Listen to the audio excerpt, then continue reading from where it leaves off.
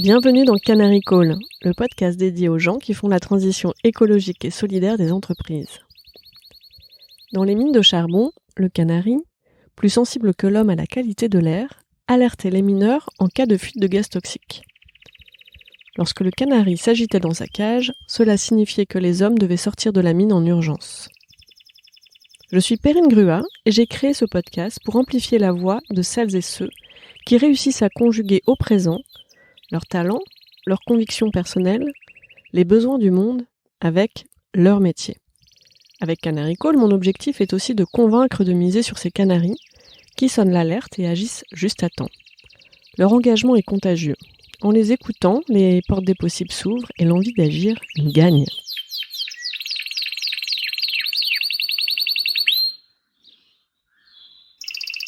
Bonjour Tina. Bonjour Perrine. Comment tu dis bonjour en suédois ? Hey. Hey, tout simplement. Ah, je m'étais préparée à dire un truc compliqué. God morgen. Good morning. C'est dans le matin, tu dis tu rencontres quelqu'un le matin, mais c'est un peu plus Formel. formel, ouais. Ok. C'est plutôt hey. Hey, et bonne année. Gott nyttår. Gott nyttår. Parce que nous sommes le 1er janvier. Oui. Enfin 2022. Enfin 2022. Tu es contente de voir arriver cette année. Oui. Oui, parce que c'est vrai que quand on tient une maison comme la tienne, donc au Bess à Serre-Chevalier, où nous sommes en ce moment ensemble, où nous venons de passer d'ailleurs une semaine chez toi, toute une histoire 2021. Ouais, ça a été un peu compliqué, mais là, bon, avec la chambre d'hôte, on part dans une nouvelle année et on espère que tout va marcher un peu mieux partout dans le monde. Est-ce que tu peux nous expliquer aujourd'hui quel est ton métier ? Et je suis hébergeur touristique à Serre-Chevalier, donc en France. Et puis j'ai une chambre d'hôte, j'ai des appartements et j'ai une table d'hôte. Et depuis 22 ans maintenant, bientôt. Et qu'est-ce que tu voulais faire quand tu étais enfant ? Vétérinaire. Oh Vétérinaire. Et finalement Finalement, ça n'a pas vraiment marché parce que je suis tombée dans les pommes quand j'ai fait des stages. Et puis j'ai dit bon, il faut que je fasse autre chose. Et comme je savais pas, j'ai fait du commerce. Et puis après, je suis partie dans les Alpes après mon bac. Comment ça t'est venu de partir dans les Alpes ? Bon, j'étais tombée amoureuse des montagnes. C'était tellement pas beau. des Français à des montagnes. Ah, des montagnes. Pas les Français. Non, en fait, pas particulièrement au départ. Je suis allée première fois dans les Alpes quand j'avais à peu près 15 ans, mais c'était en Autriche. Et j'ai tellement tombé amoureuse des montagnes. C'était tellement beau. J'avais jamais vu quelque chose si beau de ma vie. Et puis après mon bac, je me suis dit bon, je vais faire une saison dans les Alpes, à l'époque à Val d'Isère. Et puis j'en ai resté 4 ans, en fait. Ah oui, la saison s'est transformée en 4 années. Oui, c'est ça. C'est ça. Et vétérinaire, tu connais l'histoire du canari. Toi, si tu étais un animal, tu serais lequel et pourquoi ? Ah, mais moi, c'est le cheval parce que j'aime les chevaux et parce que ça a été toute ma vie d'avant, en fait. Et un petit peu ma vie de maintenant aussi. Mais c'est parce que je les aime. Tellement. Ta vie d'avant, parce que tu faisais beaucoup d'équitation ? Beaucoup, beaucoup. Je suis née dans une famille de cavaliers. Et mon père était jockey, mon beau-père aussi. Ma mère, elle montait aussi des chevaux de course. Et c'est ce que j'ai fait jusqu'à que j'ai retrouvé les montagnes. En fait, jusqu'à que j'ai trouvé les montagnes. Et maintenant, tu fais tout. C'est-à-dire que tu as et les chevaux, et la montagne, et pas mal d'animaux aussi. C'est ça, c'est ça. Donc c'est au fait l'été, on fait du cheval.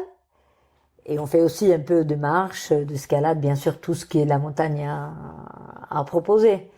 Mais avec ma fille, on est très passionnés chevaux. Donc on se met beaucoup dedans. Et l'hiver, on skie. On n'a pas trop le temps pour autre chose, en fait. Et quelle était la vie dont tu rêvais ? Voyager beaucoup, parce que dans ma famille, on voyage pas beaucoup. Et voir le monde. Quand tu es jeune, tu as envie de voir le monde, d'autres choses. Et puis, vivre dans les montagnes. Depuis que j'ai l'âge de 15-16 ans, c'était vivre dans les montagnes. Ben voilà, je suis. Et comment tu t'y es prise pour réussir à vivre ton rêve, en fait? Parce que finalement, tu es passée à l'acte. Ouais. Bon, longue histoire. Déjà, mes 4 saisons à Val d'Isère quand j'étais jeune, ça a été des petits boulots, mais ça c'est devenu de plus en plus dans la restauration et tourisme. Je travaille pour une agence voyage et puis comme accompagnateur pour des groupes. Et puis après, dans la restauration. Et en Suède, quand on doit quand même faire les études. C'est un truc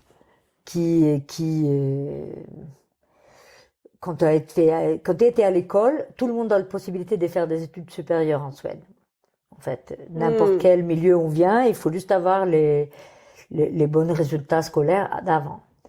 Donc, je suis partie après mes 4 années à Val à faire une école de commerce, mais en spécialisant dans l'accueil, dans le service management. Ok.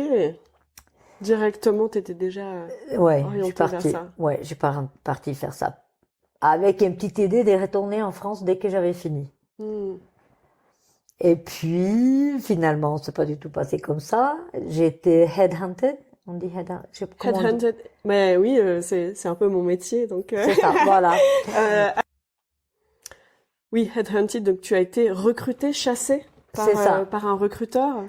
Oui, ou par la boîte même, parce que j'avais un peu travaillé pendant mes études, accompagné des groupes. Donc c'était l'UCPA Suède. L'UCPA, j'ai passé tellement de vacances à l'UCPA. Ah oui, moi aussi, du coup. Et au fait, la boîte, c'était située à Göteborg et j'aimais pas trop. Donc j'avais dit non. Et puis ils m'ont fait une proposition que je pouvais pas résister. Ils m'avaient proposé de faire un tour de tous les centres l'UCPA d'été qui m'intéressaient, passer quelques jours, faire du sport, une voiture de fonction et un salaire pour faire un programme pour les Suédois pour venir en vacances sur le centre d'été à l'UCPA. Et bon, après 4 ans d'études, je pouvais pas vraiment dire non, c'était trop bon pour être vrai. Génial. Et puis finalement, j'ai continué à travailler avec eux aussi. Pendant à peu près 8 ans en total. Et puis, je commence à en avoir vraiment marre parce que c'était beaucoup de travail, c'était pas vraiment prévu comme, j'avais pas eu ce qu'ils m'avaient proposé au départ. C'est pas l'UCPA France, c'était un partenaire, l'UCPA Suède. Et puis, cette maison, ma maison de cœur à Serre-Chevalier, était mise en vente par l'UCPA France. Donc c'était un centre UCPA. C'est ça. Obès à Serre-Chevalier. C'est ça. Et c'était les projets de mes rêves, au fait. Et le problème, c'était que j'avais pas trop d'argent. J'avais 100 000 francs, je crois, à l'époque, ou 200. Et je savais pas comment pouvoir l'acheter. C'était 3 millions de francs à l'époque, 3 500 000. Et je commençais à parler autour de moi avec mes amis. Et un jour, c'est un ami qui m'a parlé. Il dit, mais pourquoi, Tina, j'achète pas une chambre dans ton hôtel? Parce que le but, c'était de faire un hôtel. Et on a commencé à discuter de ça. Et d'un coup, j'avais 12 personnes qui voulaient avoir des chambres dans mon hôtel. Et là, c'était tellement parti que je pouvais plus m'arrêter, plus faire demi-tour. Donc 12, mais parce que c'était une fête, c'était dans quel contexte? Mais c'était pour acheter cette maison. Mais comment vous avez eu 12 personnes? Mais parce que je commençais par bouche à oreille? Bouche à oreille, on commençait à parler autour et puis c'était une époque où mes amis que j'avais fait des études avec, ils commençaient déjà à avoir pas mal de bonnes situations. Ça faisait déjà 8 ans qu'ils travaillaient, et puis la bourse était en hausse. Donc tout le monde jouait un petit peu là-dessus. Et ils avaient un peu d'argent à investir. C'est génial parce que finalement, voilà, tu avais un rêve, pas forcément les moyens seuls de l'accomplir, mais en te mettant en mouvement, tu avais commencé à accepter déjà un job qui correspondait peut-être pas exactement à ce que tu voulais, mais qui te mettait sur le chemin. Je trouve ça vraiment intéressant parce qu'il y a beaucoup de gens qui écoutent Canary Call, qui se posent la question de finalement comment faire évoluer leur vie professionnelle dans une direction plus alignée entre leurs convictions, leurs rêves, leurs aspirations profondes et puis une réalité aussi matérielle. Donc là, dans ce que tu dis, finalement, voilà, t'avais ce rêve de vivre à la montagne, de pouvoir y travailler. T'as accepté ce premier poste qui te mettait sur le chemin sans complètement être exactement ce que tu voulais.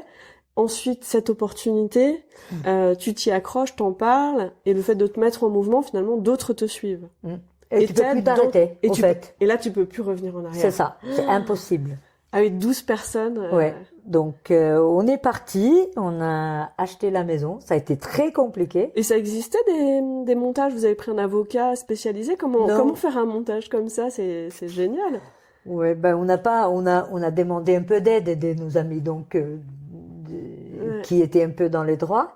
Et donc finalement, on n'a pas fait le système qu'on achète une chambre. On a fait une SARL où chacun a eu des parts, au fait, par rapport à la somme d'argent qu'ils ont mis dedans. Ah, la chambre 24 n'est pas à un tel. Non, mais on a 12. Un peu fait ça quand même, au fait, pour le fun après. On a nommé un petit peu les chambres. T'avais combien de chambres au départ?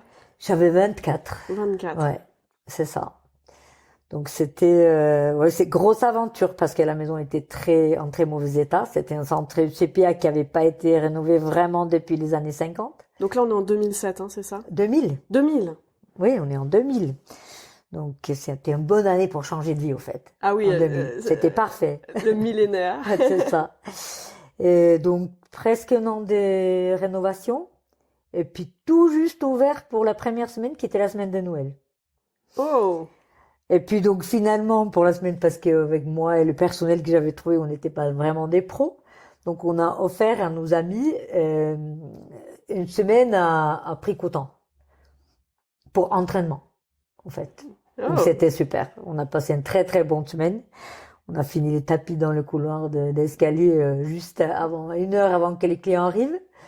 Mais bon. Ça allait. T'as gardé la tradition parce que la première fois que je suis venue ici pour Noël, t'avais fini le sol du bar la veille de Noël aussi, si je me souviens bien. C'est ça. Voilà. Et ça fait 20 ans maintenant. Et donc c'est fantastique. J'y vis vraiment tout le jour. Je me dis que j'ai de la chance d'être là. En fait, je lève ma tête. Les montagnes sont toujours beaux, toutes les saisons. Et c'est fantastique. La maison, quand je suis arrivée ici, je me suis assise dehors sur le banc et je dis, ouf, je suis à la maison. Enfin trouvé. Et puis voilà, je suis encore. Et je peux pas partir d'ici. Et comment tu tiens dans la durée? Parce que finalement, c'est quand même aussi beaucoup de métiers à la fois que tu exerces entre la partie touristique, la partie hôtellerie, la partie restauration, la partie commerce. Comment qu'est-ce qui te donne de l'énergie pour tenir? Là, je viens juste de faire les débuts de saison. Et c'est très dur, beaucoup de stress, la maison, elle a pas travaillé, bon, elle a été un peu fermée pendant un peu de temps. Donc il y a plein de choses. Avec le confinement. Avec le confinement aussi spécialement cette année, mais chaque année quand même, parce que l'automne, on ferme la maison. Et puis on remet en route, il y a les chaufferies, il y a tout ce qui doit marcher. Et ça a vraiment été compliqué cette année. Et chaque année, je dis, bon, il faut que j'arrête. J'en peux plus. Ah ouais. C'est trop dur, c'est trop de pression, je suis trop fatiguée. Et puis là, je viens de faire ma première semaine et je suis trop contente. En fait, j'ai passé une super semaine, travaillé comme une folle, mais là, j'ai une semaine avec que des clients qui sont déjà été, qui reviennent il y en a qui sont venus pendant 15 ans, et c'est tellement sympa. Et j'aime tellement, en fait, quand je suis dedans. Qu'est-ce qui te nourrit? Qu'est-ce qui t'apporte la satisfaction à ce moment-là? Des contacts clients, en fait. Des clients satisfaits, des clients qui sont en vacances, des clients qui viennent avec la banane toute sourire toute l'après-midi. C'est vraiment trop bien. Et qu'est-ce qui te coûte en énergie? L'administration française. Pourquoi c'est plus léger en Suède? Ouais, c'est plus léger. Tout est plus simple. Ici, tout est compliqué. Rien qu'ouvrir un compte Amélie, c'est compliqué. Tu vois, tout est compliqué. Et non, et ouais, en Suède, t'as ton numéro de naissance et tout est, en fait, déjà mis en place. Donc tout est plus facile. Vraiment. Et comment tu fais? Comment tu apprends au fur et à mesure? Parce que finalement, tu es très en contact encore avec la Suède, voire avec pas mal de pays d'Europe, en fait. Comment est-ce que tu apprends à jongler entre tout tous ces systèmes administratifs différents. Mais au fait, le seul système administratif vraiment que j'ai fait maintenant, c'est les Français. Je suis plus dans le système suédois. C'est parti. Et donc après, je le contacte, mais que avec mes clients en fait. Et des transports et tout ce qui est pour que les clients puissent venir ici. Donc maintenant, c'est que le français. Ça suffit. Et c'est ça. Et puis c'est une grosse maison aussi. Elle est vieille la maison. Donc elle date de 1800 et quelques. Donc bien sûr qu'il y a des soucis techniques de temps en temps.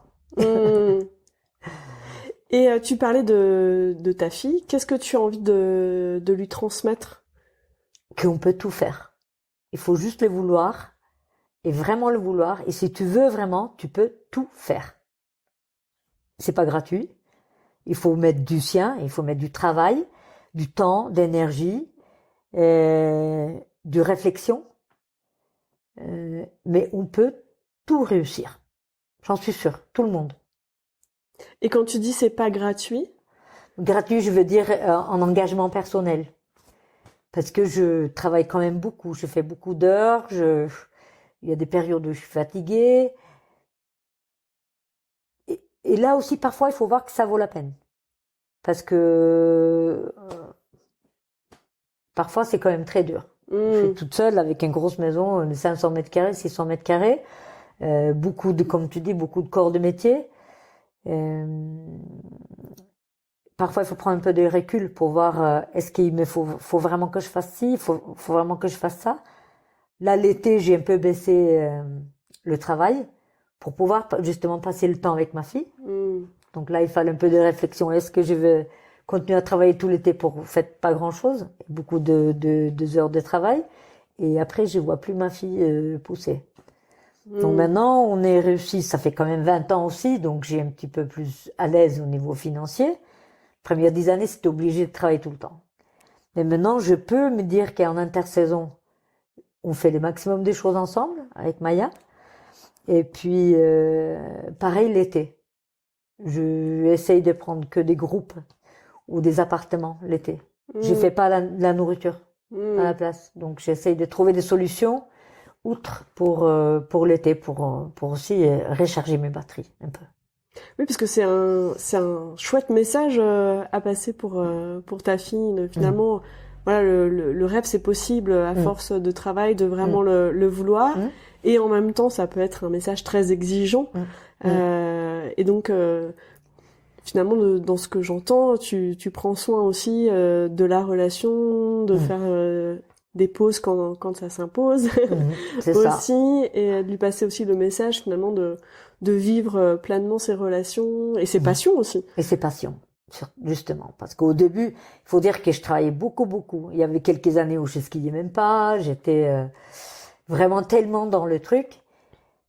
Mais ça peut pas durer. On peut faire ça à une petite période. Après, il faut quand même retourner et se demander pourquoi on fait ça. Au fait, quand j'ai commencé, j'ai une très très bonne amie qui a été un peu un mentor pour moi, qui était aussi un peu entrepreneur. Voilà, il m'a dit, Tina, il faut que tu écrives sur un papier pourquoi tu fais ce que tu fais, pourquoi tu pars dans cette direction et pourquoi tu veux être entrepreneur et pourquoi tu veux faire ton business. Et tu vas le mettre quelque part où tu le vois souvent, parce que c'est facile de se perdre dans le travail et en faire trop et en faire trop et en faire trop.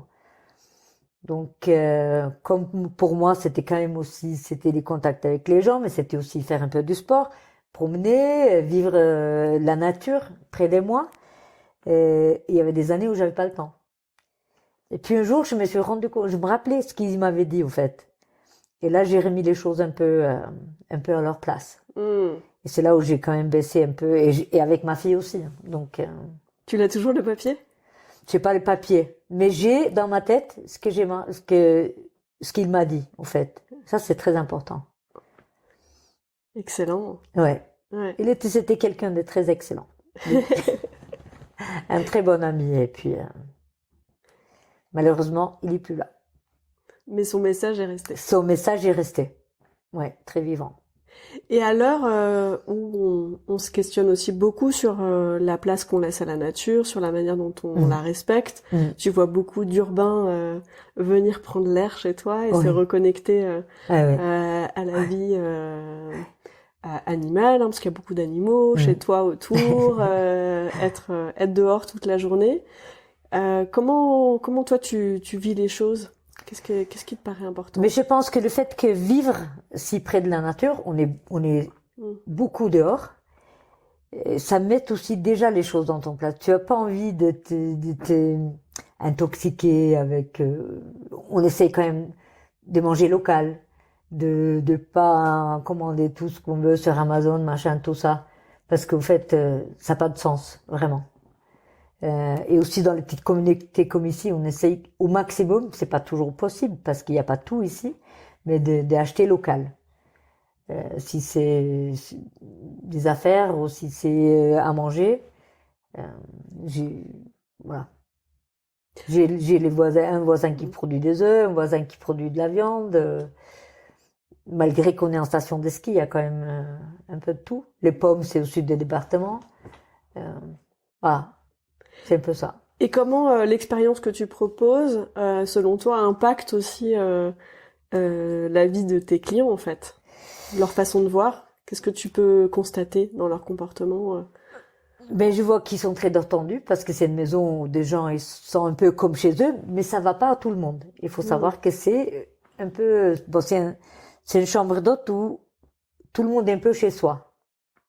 Donc, on mange aussi à table avec d'autres mondes, mais ça veut dire que si on vient toute seule, on trouve toujours quelqu'un pour skier avec, que vous avez bien vu cette semaine.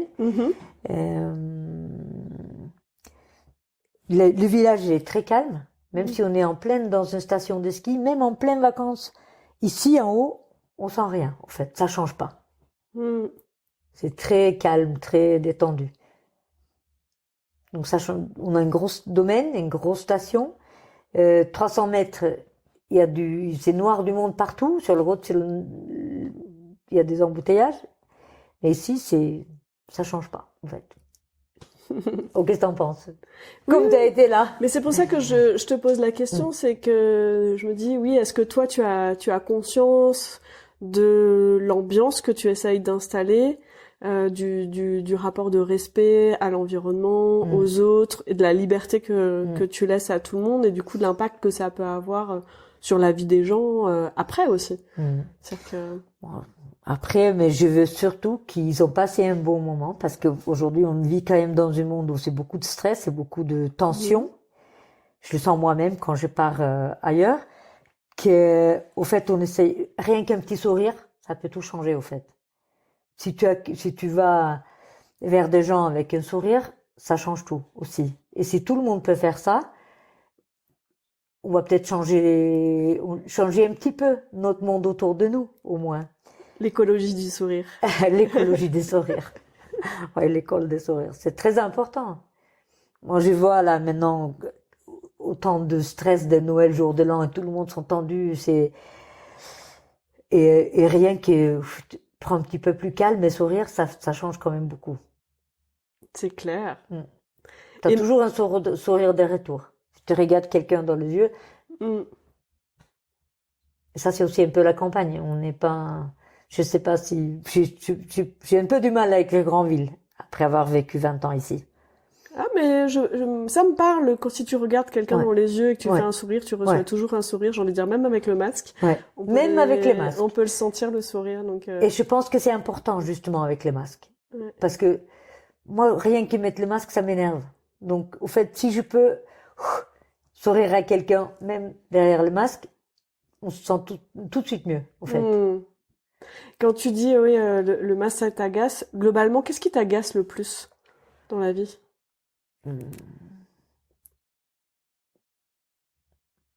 Qu'est-ce qui m'agace?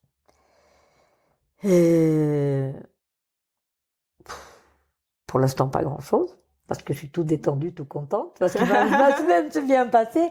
Mais non, mais ce qui m'agace, c'est des gens qui, voilà, justement, sont pas gentils avec les autres. Tu vois, il faut quand même... on est tous différents. Il faut de la tolérance, il faut de la gentillesse. L'intolérance. Il faut, ouais, voilà. Ça, c'est pénible. Ça se manifeste comment pour toi, l'intolérance? On a tous une valeur. On est tous différents, on a tous une valeur. Et il faut accepter que des gens sont différentes. Et je trouve qu'une personne intolérante, on dit pas peut-être pas intolérante en français? Si, Oui, ça marche. oui. Tout le monde n'est pas moulé dans la même moule. C'est un peu ça. Il faut s'accepter, il faut accepter que des gens ils font des choses moins bien et des choses bien, et essayer de trouver les bons côtés des gens. Et c'est sûr que je peux pas aimer tous mes clients parce qu'on n'aime pas tout le monde, mais je peux voir qui sont des bons côtés aussi et des mauvais côtés aussi. Ou il faut accepter que des gens sont différents en fait. Et maintenant que tu as réalisé tout ça, c'est quoi ton plus grand rêve? Ah, mon plus grand rêve maintenant, de continuer à vivre comme je vis ici, travailler moins. Parce que là, je commence quand même ça fait 22 ans que je travaille ici, j'ai travaillé en Suède avant, je travaille beaucoup. Le but pour moi maintenant, c'est quand même de travailler moins. Donc, je suis en train d'essayer de trouver une solution pour préparer ça. Donc là, c'est l'objectif. C'est l'objectif. Commencer à ralentir. Ouais. Je me suis donné 4 ans. Parce que, pareil, que faire son rêve, ça va pas tout de suite et toute seule. Il faut aussi préparer les sorties. C'est ce que je suis en train de faire. Et j'ai compris que je ne vais pas arrêter ce que je fais, mais je vais faire moins. Donc, je suis en train de trouver une solution. Ah, tu planifies beaucoup en fait. Ouais. Long terme. Mais sinon, il n'y a rien qui est fait. Si on n'a pas une vision un peu plus longue, au moins pour moi, rien ne sert à faire parce que c'est tellement facile à continuer comme avant. Si tu n'as pas une vision de où tu veux y aller, après, le temps, ça marche pas toujours. Mais au moins, tu as une vision et une perspective de temps. À la place de 4 ans, j'aurais peut-être fait 10 ans. Et j'aurais été épuisée. Donc, c'est intéressant parce que finalement, c'est jamais fini la recherche d'équilibre ou le fait d'atteindre son rêve. Mais non, mais la vie change tout le temps. Et on peut tomber dans la roue du hamster, même en vivant à la campagne, à la montagne, dans son lieu de rêve. Il n'y a pas besoin d'être à Paris, à Londres ou à New York pour tomber dans la roue du hamster et passer à côté de sa vie, quoi. C'est ça. Il faut rester pas vigilante, c'est pas le mot que je cherche. Rester, peut-être vigilante ou voilà, à soi-même. Il faut écouter soi-même en fait. Parce que comme nous on change, après nos visions ils changent aussi et nos rêves ils changent. Maintenant cet rêve-là, je suis et je le vis. Et pour continuer à avoir un équilibre, il faut que je me calme un peu. Et comment tu fais quand tu dis oui, il faut s'écouter soi-même? Tu prends le temps, tu écris là comme t'avais transmis ton mentor ou comment tu t'y prends? Non, j'ai réfléchi beaucoup. En fait, c'est de réfléchir, de s'asseoir et réfléchir où je suis maintenant et où j'ai commencé et voir quand même le chemin qui a été fait. Comme ça, on prend un peu plus de confiance en soi-même. C'est un peu comme quand on fait de la randonnée. Ouais. Parfois, de faire une pause au col. Ouais. Et tu regardes en bas. Tu regardes déjà tout ce que tu as fait, tu dis waouh. Ah ouais. C'est ça. Ouais, exactement. Et ça donne de la force pour continuer jusqu'en haut, quoi. Parce qu'au fait, on se rend pas compte le chemin qu'on a déjà fait, je crois, souvent. Et dans ce que tu disais aussi, c'est que tu te fixes des objectifs très clairs. C'est-à-dire que le sommet, il y a des étapes et là, tu disais, finalement, dans 4 ans, je veux être là. Ouais, exact. Donc, tu réfléchis à, ok, qu'est-ce qui est vraiment réaliste? Ouais. Combien de temps je peux mettre pour mettre ça en place? Ouais. Et du coup, quand tu l'atteins, tu peux te retourner et dire, je l'ai atteint. Ouais, parce que si t'as pas d'objectif clair... Et ça clair, peut prendre 5 ans. C'est pas grave. Mais au moins, si je mette pas les 4 ans, j'arriverai jamais. Et qu'est-ce qui te ferait le plus peur maintenant? Le plus peur, je pense que ça a à voir avec ma fille, de pas la voir grandir, Ouais, c'est ça. C'est ça. De pas la voir grandir. De pas être là assez pour elle, au fait, aussi. Plus important. Sinon, j'ai pas trop de peur. Excellent. Et quel est le message que tu aurais envie de transmettre au plus grand nombre, ton canary call à toi que tu aurais envie de Mais je pense que passer? c'est ce que je dis avant, qu'on peut tout faire. Mais il faut pas croire que c'est facile, parce que ça n'a pas été facile. C'était mon rêve, mais ça a aussi été mon cauchemar pendant des moments. Ah, ça a été ton cauchemar quand même. Ouais, mais quand les égouts sont bloqués, ou... ouais, non, mais donc il y a des périodes où c'est magique, mais il y a des périodes où c'est pas magique. Mais il faut pas lâcher prise. Si on veut vraiment, il faut y aller.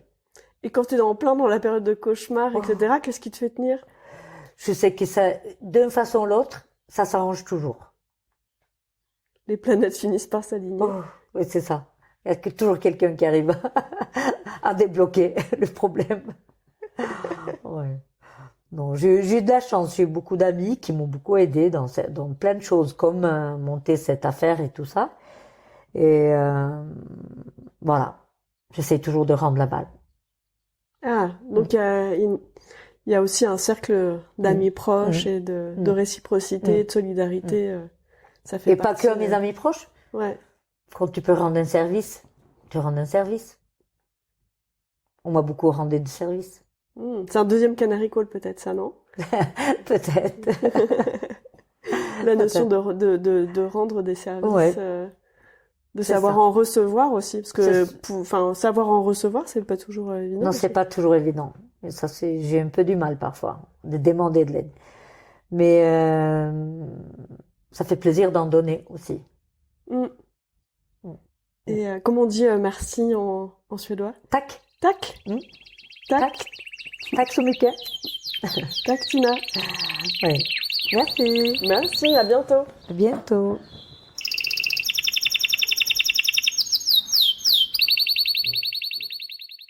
Merci pour votre écoute. Pour être tenu informé de la diffusion des nouveaux épisodes, je vous invite à vous abonner au podcast sur la plateforme de votre choix et à suivre les comptes de Canary Call sur les réseaux LinkedIn, Twitter, Instagram, YouTube et Facebook. Pour amplifier la voix de mes invités, n'hésitez pas à commenter, partager ou même offrir vos étoiles.